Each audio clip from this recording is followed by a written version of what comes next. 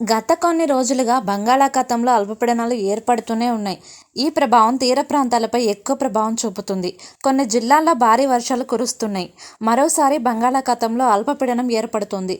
October నెలలో కూడా అల్పపీడనాలు ఏర్పడుతూనే ఉన్నాయి. అయితే ఈసారి ఆగ్నేయ బంగాళాఖాతంలో మరో అల్పపీడనం ఏర్పడనుంది. దీంతో కొన్ని జిల్లాల్లో భారీ వర్షాలు కురిసే అవకాశం ఉందని భారత వాతావరణ శాఖ హెచ్చరించింది. రేపు బంగాళాఖాతంలో అల్పపీడనం ఏర్పడుతుంది. ఇది 2 రోజుల్లో వాయుగుండంగా మారే అవకాశం ఉందని ఐఎండీ హెచ్చరించింది.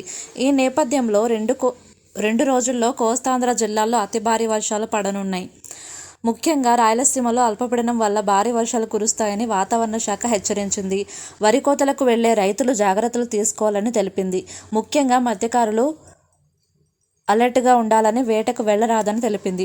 అయితే ఈ అల్పపీడనం తీవ్ర తుఫానుగా కూడా బలపడే అవకాశం ఉందని భారత వాతావరణ శాఖ పేర్కొంది. ఆ తర్వాత ఇది బలహీనపడి 5 రోజుల్లో ఏపీలో తీరం దాటుతుందని వెల్లడించింది.